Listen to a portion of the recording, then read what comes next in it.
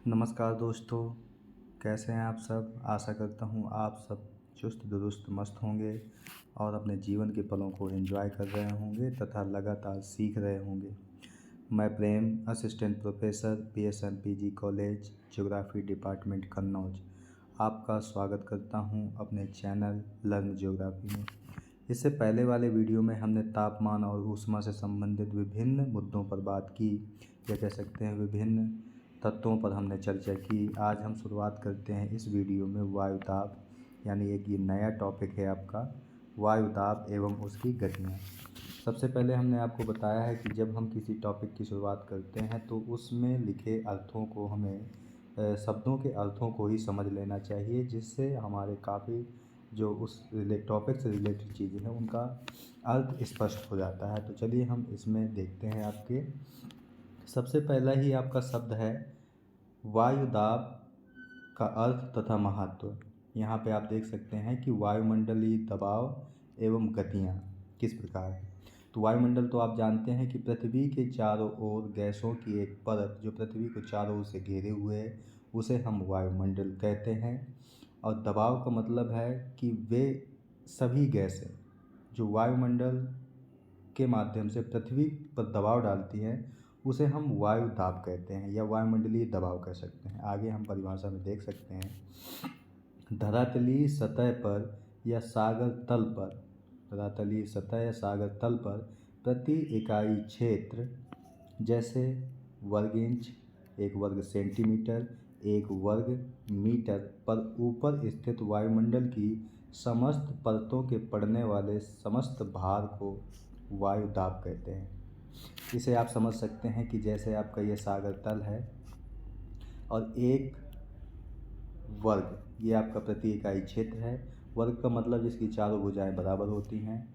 अब इसके ऊपर जो वायुमंडल की परतें हैं ये सभी मिलकर जो इस क्षेत्र में प्रति इकाई क्षेत्र में दबाव डालती हैं उसे ही हम वायुमंडलीय दाब कहते हैं या वायु दाब कहते हैं। ठीक है, आगे देखते हैं हम। वायुदाब सागर तल पर सर्वाधिक होता है। कहाँ पर सर्वाधिक होता है? सागर तल पर, जहाँ पर ये एक वर्ग इंच पर, यानी एक वर्ग इंच अगर आप इतना ले लेंगे तो कितना होता है? 14.7 पाउंड या एक वर्ग सेंटीमीटर पर लगभग 1 किलोग्राम या 1034 ग्राम होता है। यानी कि वर्ग इंच में लेंगे तो 14.7 पाउंड, और अगर सेंटीमीटर में लेंगे एक वर्ग सेंटीमीटर तो कितना होता है? 1 किलोग्राम के बराबर होता है। आगे देखते हैं हम।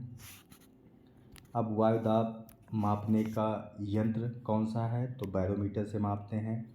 और वायुदाब को किस इकाई में मापा जाता है? तो ये मिलीबार या हेक्टोपास्कल में मापा जाता है। ये मित्रों पीजीटी में क्वेश्चन आया था कि वायुदाब को मापने की इकाई क्या है, तो आपका हेक्टोपास्कल या मिलीबार है। ठीक है, आगे देखते हैं हम। 45 अक्षांश पर सागर तल पर 15 डिग्री सेल्सियस तापमान की स्थिति में प्रमाणित वायुदाब कितना होता है? 10 13 यानी 1013.2 मिलीबार होता है। अक्षांश रेखाएं आपको बताई गई हैं। ये आपकी भूमध्य रेखा है, इसके ऊपर आपकी 90 अक्षांश होते हैं, इसके नीचे भी 90 अक्षांश होते हैं। लेकिन अगर अक्षांश रेखाओं की बात करेंगे तो उनकी कुल संख्या कितनी है? रेखाएं आपकी 179 हैं, और अगर कुल अक्षांशों की बात करेंगे तो 181 है। तो जो 45 अक्षांश रेखा है वहाँ पर 45 डिग्री सेल्सियस तापमान पर जो वायुदाब होता है वो प्रमाणित होता है, और वह होता कितना है? तो 1013.2 मिलीबार होता है। आगे देखते हैं हम। मिलीबार एक तरह का बल होता है, यानी कि मिलीबार क्या है? एक तरह का बल होता है जो प्रति वर्ग सेंटीमीटर सतह पर 1000 डाइन के बराबर होता है। और डाइन क्या है? अब डाइन बल की यूनिट है, यानी कि बल को किस में मापते हैं? डाइन में मापते हैं। और जो मिलीबार है वो एक प्रकार का बल ही होता है। इस प्रकार मिलीबार की इकाई क्या हो सकती है? डाइन हो सकती है। ठीक है, वायुदाब की माप साधारण वायुदाब मापी, मरकरी बैरोमीटर या 14 बैरोमीटर, निद्रव वायुदाब मापी यानी एंड्रॉयड बैरोमीटर उपकरणों से की जाती है। इनके अलावा बैरोग्राफ व माइक्रो बैरोग्राफ से भी वायु दाब को मापते हैं। ठीक है, ये यंत्र हैं। यानी वायु दाब मापने के यंत्र क्या हैं? वैसे साधारण तो बैरोमीटर है, लेकिन उसके अलावा अगर कोई पूछे आपसे तो मरकरी बैरोमीटर, वायु दाब मापी, साधारण वायु दाब मापी, नेत्र वायु दाब मापी उपकरणों से भी की जाती है। इसके अलावा बैरोग्राफ और माइक्रो बैरोग्राफ भी मापते हैं। ठीक है, आगे देखते हैं।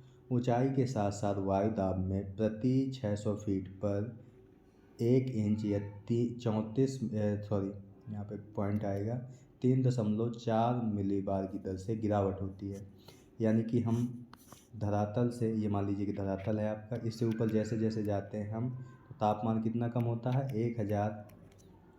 1000 मीटर पर 6.5 डिग्री सेल्सियस गिर जाता है। उसी तरह अगर हम 600 फीट की ऊंचाई पर जाएंगे धरातल से तो वह गिरने की दर क्या होती है? 3.4 मिलीबार की दर से गिरता है। ठीक है, आगे देखते हैं हम।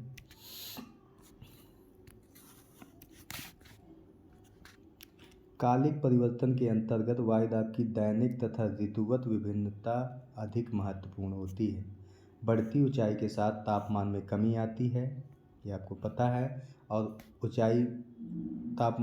बढ़ती ऊंचाई के साथ तापमान में कमी आती है और वायु दाब में भी कमी आती है, जबकि तापमान और वायु दाब के बीच उल्टा संबंध होता है। ये आपको हमेशा याद रखना है। यानी अगर तापमान बढ़ता है तो वायु दाब घटता है और तापमान कम होता है तो वायु दाब बढ़ता है।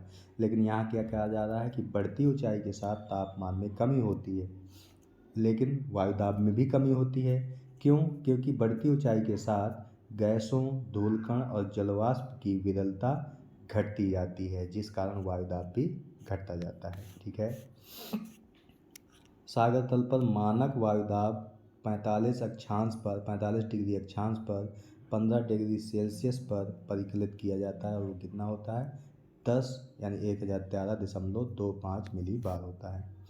अधिकतम वायु दाब 1083 मिलीबार का मापन रूस के अगाता में 31 दिसंबर 1968 को किया गया था। अधिकतम तापमान अभी तक कहाँ मापा गया है? रूस के अगाता में। कब मापा गया था? 1968 में।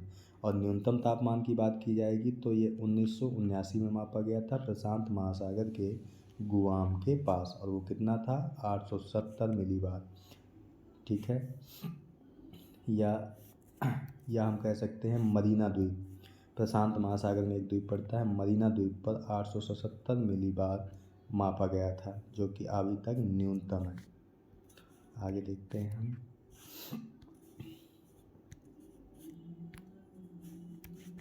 वायु दाब एवं वायु तापमान में विलोम संबंध होता है। अर्थात इसका क्या होता है? यदि तापमान में वृद्धि होती है तो वायु दाब में कमी होती है, और यदि तापमान में कमी होती है तो वायु दाब में वृद्धि होती है। यही कहते हैं हम कि वायु दाब और तापमान में उल्टा संबंध होता है, या कह सकते हैं विपरीत संबंध होता है। सागर तल पर समान वायु दाब वाले स्थानों को मिलाने वाली कल्पित रेखा को क्या कहते हैं? समदाब रेखा या आइसोबार्स कहते हैं। यानी समदाब रेखाएं या आइसोबार वह रेखाएं हैं जो सागर तल पर समान वायु दाब वाले स्थानों को मिलाते हुए खींचती हैं। जैसे ये आपके समान वायु दाब वाले स्थान हैं सागर तल पर, तो इनको मिलाते हुए जो रेखा खींची जाएगी ये आपकी क्या होगी? ये समदाब रेखा होगी, यानी आइसोबार होगी। ठीक है, अब वायु दाब वितरण को प्रभावित करने वाले कारक या वायु दाब वितरण को नियंत्रित करने वाले कारक कौन से हैं? तो सागर तल में ऊंचाई, यानी सागर तल से जैसे जैसे ऊंचाई बढ़ती जाती है तापमान गिरता जाता है, साथ साथ वायु दाब भी गिरता है। क्यों? क्योंकि गैसें विरल होती जाती हैं। दूसरा है आपका वायुमंडलीय तापमान, यानी कि वायुमंडलीय तापमान का मतलब है कि जैसे जैसे ऊंचाई बढ़ती है तो सागर तल से, वैसे वायुमंडलीय तापमान कम होता जाता है और वायु दाब भी कम होता जाता है। ठीक है, पवन संचार। पवन संचार का मतलब है कि यदि गर्म पवनें शीत वाले क्षेत्र में जाती हैं तो जाहिर सी बात है ये वहाँ का टेम्परेचर बढ़ा देती हैं, और टेम्परेचर बढ़ेगा तो इस जगह का वायु दाब कम हो जाएगा। इसके विपरीत यदि शीत क्षेत्रों से ठंडी पवनें गर्म क्षेत्रों में जाती हैं यहाँ के तापमान को बढ़ा देंगी, जिससे वायु दाब कम हो जाएगा, वायु दाब बढ़ जाएगा। क्यों? क्योंकि ठंडी पवनें भारी होती हैं और नीचे बैठती हैं, जबकि गर्म पवनें हल्की होती हैं और ऊपर उठती हैं। आगे, पृथ्वी का घूर्णन। पृथ्वी का घूर्णन वायुदाब को प्रभावित करता है, क्योंकि पृथ्वी जब अपने धुरी पर घूर्णन करती है पश्चिम से पूर्व दिशा में, तो वह पवनों को बाहर की ओर फेंकती है, जिससे न्यून वायुदाब का क्षेत्र बन जाता है। वायुमंडलीय तूफान का संबंध वायु से ही है कि वायुमंडलीय तूफान में वायु जो चलती है वह ऊपर नीचे से ऊपर या ऊपर से नीचे चलती है।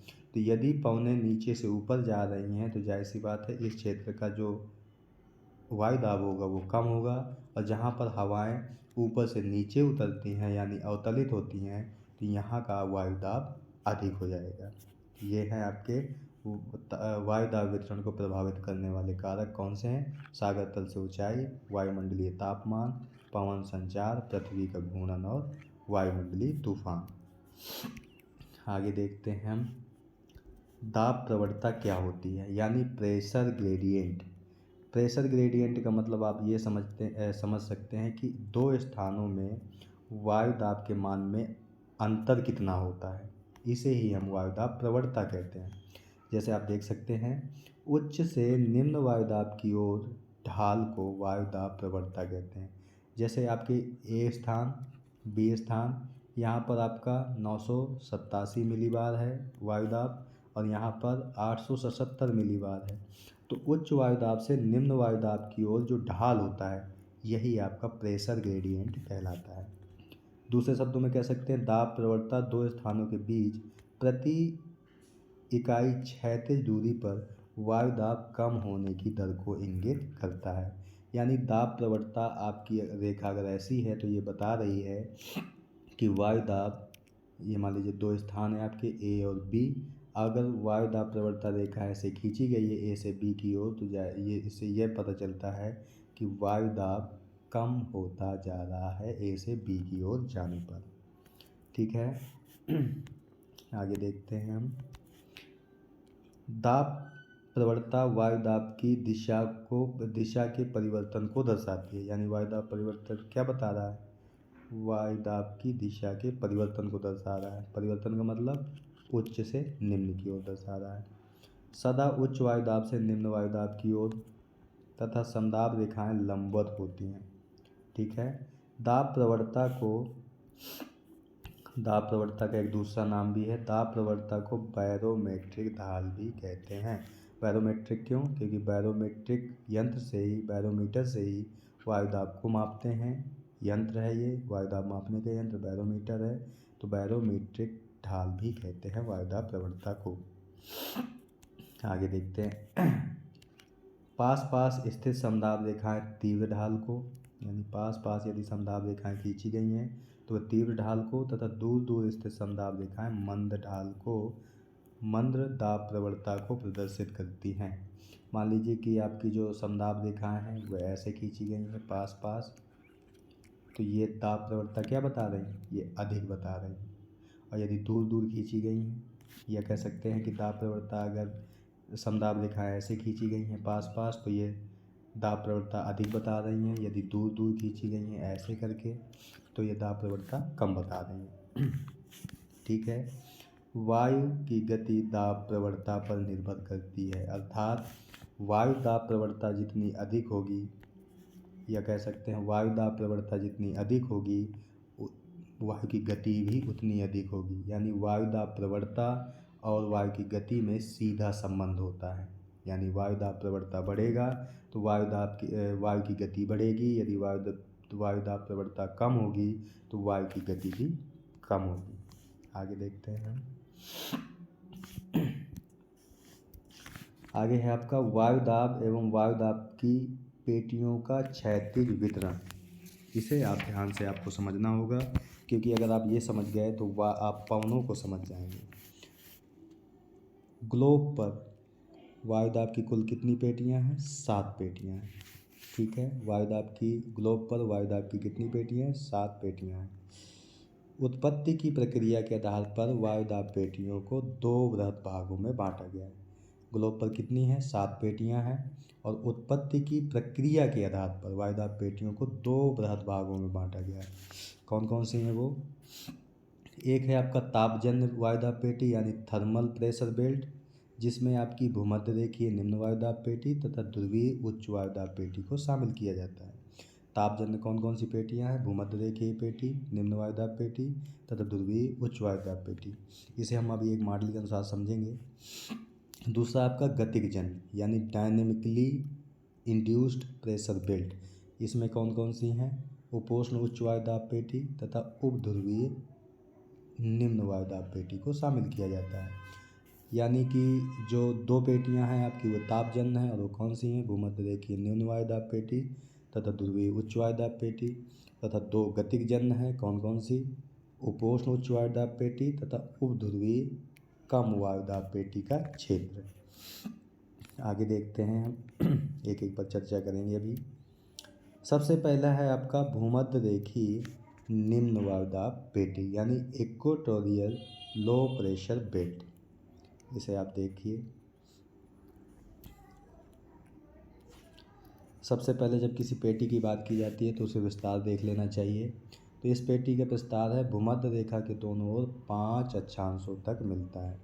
यानी जैसे आपकी ये भूमध्य रेखा है तो इसके उत्तर 5 और इसके दक्षिण 5 इसके बीच में मिलती है, परंतु यह स्थिति स्थायी नहीं होती।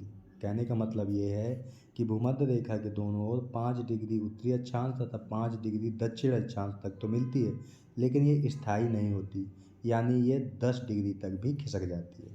ठीक है, और वो कैसे होता है?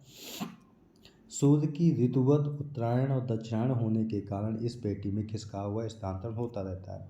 उत्तरायण आपको बताया था, सूर्य का भूमध्य रेखा से उत्तर की ओर जाना, और दक्षिणायन मतलब सूर्य का भूमध्य रेखा से दक्षिण की ओर आना। जैसे नवंबर का महीना है तो सितंबर में सूर्य भूमध्य रेखा पर लंबवत चमकता है, लेकिन नवंबर तक यानी दिसंबर तक भूमध्य रेखा से दक्षिण की ओर आ रहा है। इसे हम कहते हैं दक्षिणायन होना। ठीक है, आगे देखते हैं।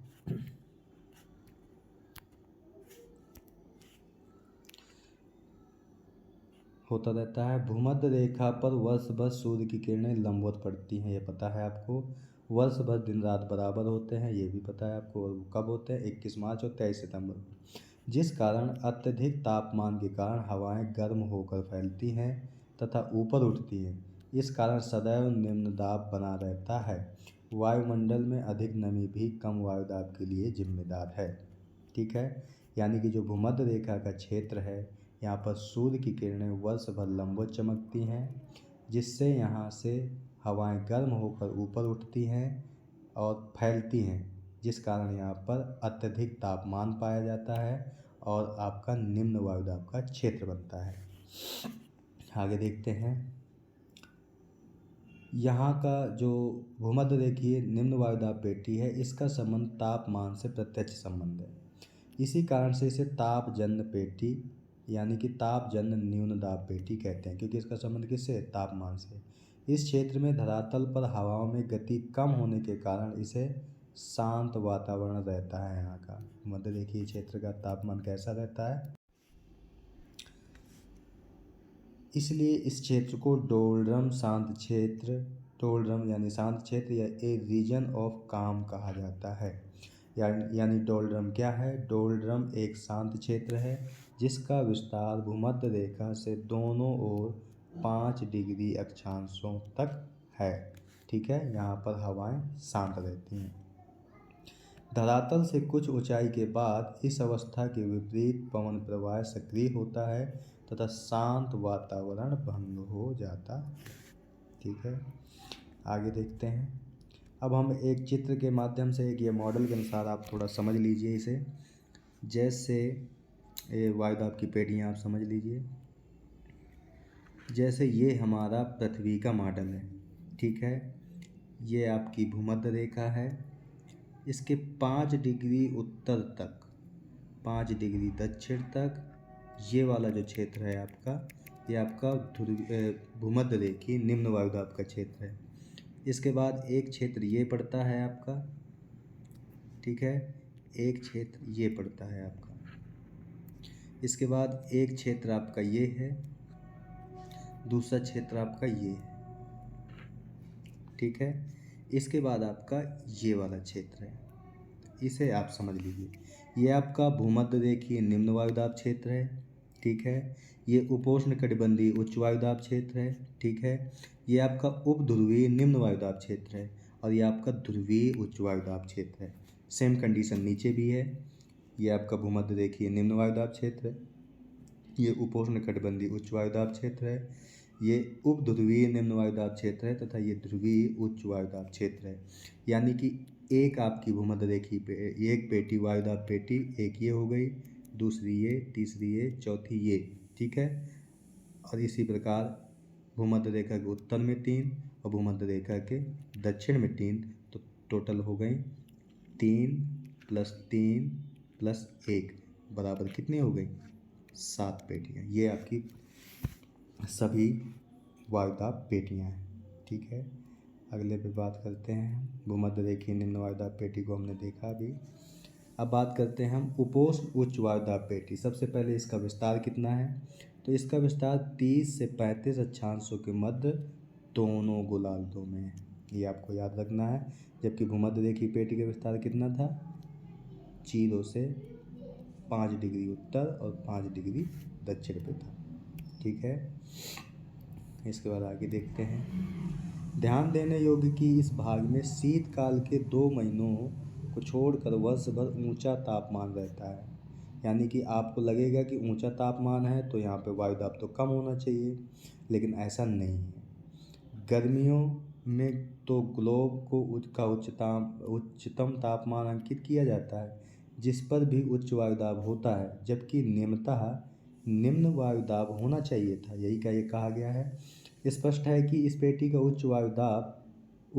इस पेटी का उच्च दाब तापमान से संबंधित ना होकर पृथ्वी की दैनिक गति से संबंधित होता है। इसीलिए यह पेटी गतिजन्य होती है। ऐसा क्यों? क्योंकि जो भूमध्य रेखा से उठने वाली पवनें होती हैं वह उत्तर और दक्षिण मुड़कर 30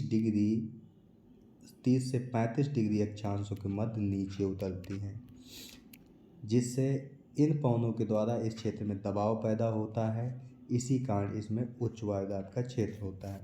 एग्जाम्पल के लिए, जैसे किसी स्थान पर अगर कोई चीज़ दबाव डाली जाएगी तो जाहिर सी बात है वहाँ का दाब कैसा होगा? उच्च वायुदाब होगा। अब इस भाग में यानी 30 से 35 अक्षांशों के मध्य भूमध्य रेखा से उठने वाली वायु के द्वारा दबाव डाला जा रहा है, इसलिए यहाँ का दाब कैसा होता है? उच्च वायुदाब होता है। जबकि होना चाहिए निम्न वायुदाब, क्योंकि यहाँ का तापमान ऊंचा होता है, लेकिन है इसके विपरीत स्थिति। और इसकी उत्पत्ति का कारण क्या है? पृथ्वी की दैनिक गति, ठीक है। पृथ्वी की दैनिक गति और वायु का अवतलन, ये 2 कारण हैं यहाँ की उच्च वायुदाब पेटी होने के, ठीक है। आगे देखते हैं। भूमध्य रेखा, वही चीज़ बताई गई है आपको। भूमध्य रेखा से उठी वायु उपध्रुवीय निम्न वायुदाब की वायु, यानी कि भूमध्य रेखा से जो उठने वाली वायु है और जो उपध्रुवीय निम्न वायुदाब से उठने वाली जो वायु है, इन्हीं अक्षांशों में नीचे उतर कर बैठती है। इन्हीं अक्षांशों मतलब 30 से 35 अक्षांशों के मध्य नीचे उतर कर बैठती है, जिस कारण इनका आयतन कम होने के कारण वायुदाब अधिक हो जाता है। इस प्रकार यह उच्च वायुदाब पेटी गतिजन्य है, ठीक है। इस पेटी को अश्व अक्षांश भी कहते हैं। कौन सी पेटी को? 30 से 35 डिग्री अक्षांश के मध्य की जो पेटी है इसे अश्व अक्षांश यानी हॉर्स लैटिट्यूड कहते हैं। क्यों? क्योंकि प्राचीन काल में घोड़े से भरा जब पाल वाला जलयान इस पेटी में पहुंचता तो वायु की गति यहाँ कैसी होती है? शांत होती है, जिस कारण जलयान को आगे बढ़ने में कठिनाई होती थी। अतः जलयान को हल्का करने के लिए कुछ घोड़ों को समुद्र में फेंक दिया जाता था। इसी कारण इसे अश्वक्षांश कहते हैं। अगर आप कोई आपसे पूछे अश्वक्षांश किसे कहते हैं, तो 30 से 35 डिग्री दोनों गोलार्धों का जो क्षेत्र है, शांत क्षेत्र है, उसे हम अश्वक्षांश कहते हैं। और डोल्डन क्या होता है? भूमध्य रेखा के यानी कि 0 डिग्री अक्षांश से 5 डिग्री उत्तर और 5 डिग्री दक्षिण के मध्य जो शांत क्षेत्र है उसे हम डोलड्रम कहते हैं। आगे देखते हैं। अब है आपका उपध्रुवीय निम्न वायुदाब पेटी यानी सब पोलर लो प्रेशर बेल्ट। सबसे पहले इसका विस्तार क्या है, 60 से 65 अक्षांशों के मध्य, जबकि भूमध्य रेखीय निम्न वायुदाब पेटी का कितना था, 0 डिग्री से 5 उत्तर 5 दक्षिण। उपोष्ण कटिबंधीय पेटी का कितना था, 30 से 35 अक्षांश, और उपध्रुवीय का कितना है, 60 से 65 अक्षांशों के मध्य है। वर्ष भर तापमान कम होने के बावजूद यहाँ निम्न वायुदाब मिलता है, जबकि उपोष्ण कटिबंध में क्या था कि वर्ष भर उच्च तापमान रहता है लेकिन तब भी वहाँ पे उच्च वायुदाब मिलता है। लेकिन यहाँ पे वर्ष भर तापमान कम होने के बावजूद भी निम्न वायुदाब मिल रहा है, जबकि होना ये चाहिए था कि तापमान कम है तो वायुदाब अधिक होना चाहिए था, लेकिन ऐसा नहीं है। ठीक है, ऐसा क्यों है ये भी देख लेते हैं हम। स्पष्ट है कि इस कम वायुदाब का तापमान से कोई संबंध नहीं है। पृथ्वी की घूर्णन गति के कारण इन अक्षांशों से वायु फैल कर स्थानांतरित हो जाती है, जिस कारण गतिजन्य कम वायुदाब का आविर्भाव होता है। यानी कि यहाँ पर जो निम्न वायुदाब पेटी है उसका कारण क्या है, पृथ्वी की घूर्णन गति। ठीक है, ऐसे ही मित्रों आपको की पॉइंट्स पकड़ने होते हैं, क्योंकि एग्जाम में आपके ऐसे ही की पॉइंट्स आते हैं। ठीक है, इसके बाद है अगला पॉइंट, उपध्रुवीय निम्न वायुदाब मेखला का दक्षिणी गोलार्ध में अधिक विकास हुआ है। कारण क्या है कि दक्षिणी गोलार्ध में अधिक है। गोलार्ध आप समझ लीजिए कि ये पृथ्वी है, ये भूमध्य रेखा है, तो भूमध्य रेखा से जो उत्तर वाला क्षेत्र है ये उत्तरी गोलार्ध है, और जो दक्षिण वाला है इसे दक्षिणी गोलार्ध कहते हैं। ये आपकी 0 डिग्री देशांतर रेखा है।